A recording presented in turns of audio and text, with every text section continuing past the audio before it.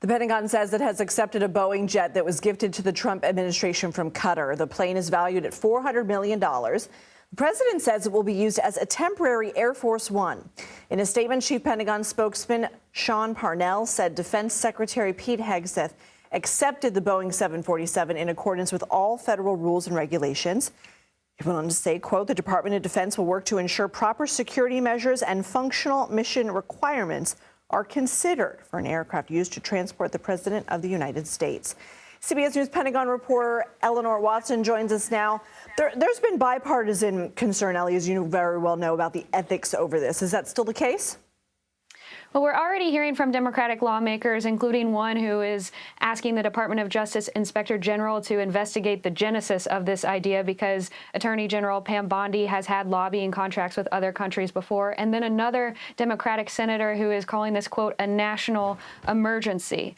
We haven't yet heard from Republicans yet, but if you remember, even before the Pentagon accepted this, when this issue was first raised that this could be a possibility, some Republican lawmakers were saying even if it doesn't violate conflict of interest laws, it at least gives the appearance of a conflict of interest because of the business deals President Trump and his family have with the country of Qatar.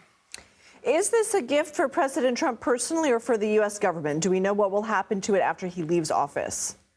All we know so far is what President Trump has talked publicly about. He has said that he will use this aircraft once it's retrofitted with all the modifications, and that could take some time. So it remains to be seen when he can actually start using this. But his idea is that the Pentagon accepts this, uses it for his transportation, and then after he leaves office, donates it to his presidential library. A lot of open-ended questions about the logistics of that, but President Trump has been frustrated for years with the aircraft that currently serve as Air Force One because they are so old, and with the significant delays to the two new Air Force Ones that were supposed to be delivered by Boeing in 2024. The Air Force recently said that Boeing could move that completion up to potentially 2027, in which case there would be at least one new Air Force One for the next president. I gotta be quick with you. What kind of modifications are we talking about?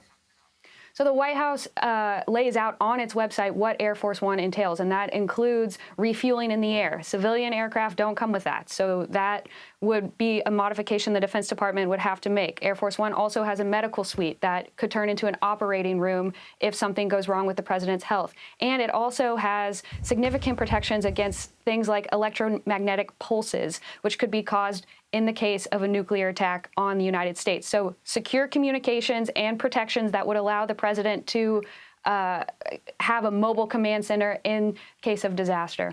Eleanor Watson, thanks so much.